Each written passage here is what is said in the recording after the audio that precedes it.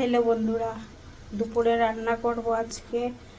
দেখেন কি, এখানে আছে চিংড়ি, এখানে এটা গাঠি কচু আর আলু, মানে এটা আমাদের এখানে কি বলে মুখি। এখন আমি রান্না করব দুপুরবেলা। মানে দিলাম সরিষার তেল দেওয়ার পর আমি কি করবো, একসঙ্গে চিংড়ি আর পেঁয়াজটা একসঙ্গে দেবো না, কি করবো ভাবছি। অল্প চিংড়িটা আমি ভেজে উঠাবো।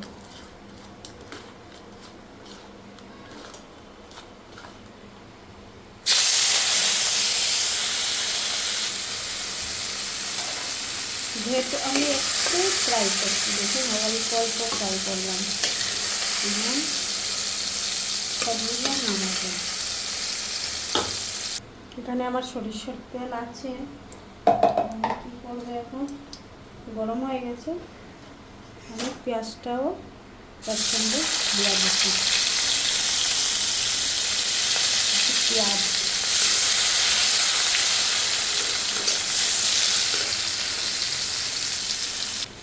পেঁয়াজটা আমার ব্রাউন হয়ে গেল, এখন দিতেই করছি।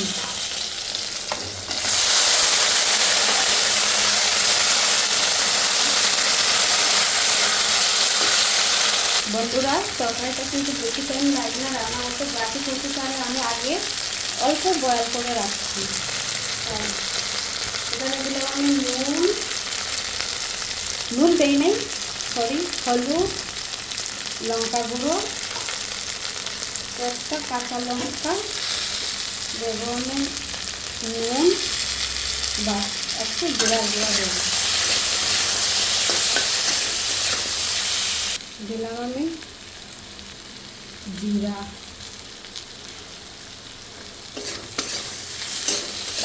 5 মিনিটের জন্য একটু নাড়াচাড়া করবো। দেবো আমি পানি, 2 মিনিট পরে দেবো পানি।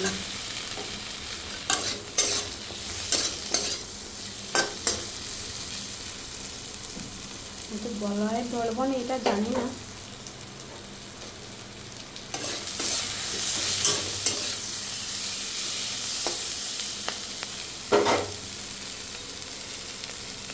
দেবো আমি অল্প পানি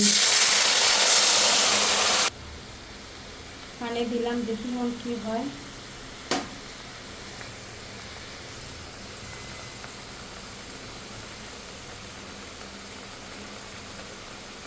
দেখো, দেখতে তো খুব সুন্দর হয়েছে,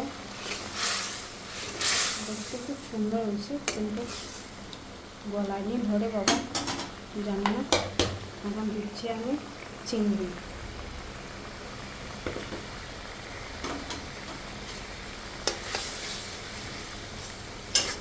চিংড়িটা দিলাম আমি, বাস আমার হয়ে গেল রান্না।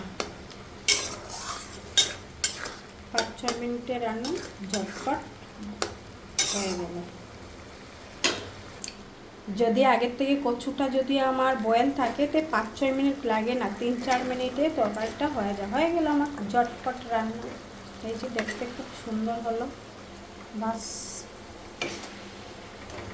হয়ে গেল আমার গাঠি কচু আলু দিয়ে চিংড়ি মাছের একটা তরকারি। যদি ভালো লাগে লাইক করবে, শেয়ার করবে, প্লিজ কমেন্ট করে জানাবে কেমন হলো। আমরাকে ভালোবাসা দেও, আমরাও সবাইকে ভালোবাসাই দেব। নতুন অবস্থা, তাই আমাদেরকে ভালোবাসা দেবে সবাই।